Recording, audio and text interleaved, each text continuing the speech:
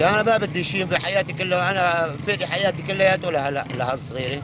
يعطيك العافيه. الله يعافيك على اخوي. وقفني بالطريق قلت لي مشان موضوع البنت، نعم. شو وضع البنت؟ احكي لنا، يعني انت حابب توصل اليوم صوتك للناس، تفضل احكي اللي بدك اياه واحكي لنا شو ظرفك ووضع البنت. السلام عليكم ورحمه وعليكم الله السلام. وبركاته. انا وضعي مستوي. اول شيء عرفنا عن حالك، من انت؟ انا من حلب، مهجر من حلب، نازح هون بإدلب، صار لي 9 سنين في إدلب. يا وضعي مستوي ماكل، بس بدنا انه شغله انه تعيننا. البنت شو وضع البنت؟ البنت معها ضمور بالدماغ. قديش عمرها؟ عمرها 6 سنين ونص. معها ضمور بالدماغ، شحنه كهربائيه، ومعها نقص اكسجه. كل 5 6 ايام بتختلج معنا. بشيلها على بنسينها، يعني الدكاتره من 6 سنين صاروا يعرفوا انه هاي البنت بنت فلانه خيو، انه قدر ما راحت على المشافي وقدر ما راحت على الدكاتره. ما في غير مشفى بنسينها هو بيعطيها ابر. ودواها ب $30 $35 دواها. هاي من عدد دواء الوالده. الوالده ما كيف عم تقدر تامن هذا المصروف يعني بحكم انه شغلك قليل؟ والله العظيم عم بدها دين. دين؟ والله هي دين، صار علي $200 دين، وما في معين غير رب العالمين. يعني انا هالحريمات رب العالمين ثم انا شايلهم، وما في جرة غاز بعتها ما عندي. بابور كل 4 5 ايام 50 ورقه عشان نجيب لها ادويتها ومستلزمات البنت.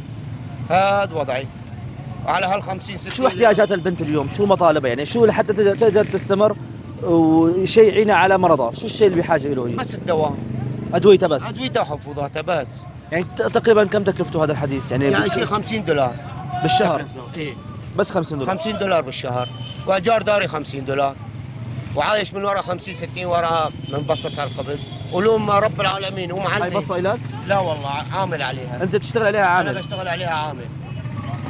يعني لوم رب العالمين ومعلمي. انا ميت، معلمي هو عمال يشيلني. بيجي راس شهر بدي منها 1600 ورقه بعطيها لصاحب الدار. اجار بيت؟ اجار بيت.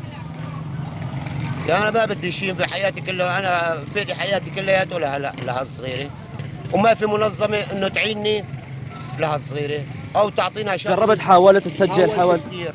رحت على تبعيه الزكاه، اخذتها ورحت، واخذت الاوراق ورحت. قال عم نسجل للارامل. طيب معلش انا باخذك بسياره على حسابي لعندي على الدار، بتشوف وضعي، اذا ما بستحق لك حق تحكي. عندي هاي الصغيره بدها دواها $35.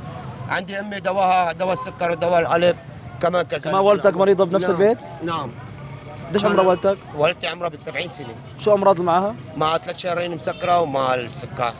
حسبي الله ونعم الوكيل. كمان اخذنا الاوراق ورحنا لعندهم ما في، رحنا على البنفسج كمان ما في، ما سجلوا لنا. وما بدنا نحن من هالدنيا كلياتها انه بس انه دفشه صغيره هيك انه بني ادم يعرف حاله انه بني ادم. ما بدي شيء، بس انه دواها صغيره ودواها الحجم وايجار الدار. يعني بكسرني اكثر شيء ايجار الدار $50 ما تم رحمه. حسبي الله ونعم الوكيل. الله يفرج همك ان شاء الله. امين يا رب، هم العباد كلها. امين يا رب، حياك الله يا اخي. هلا.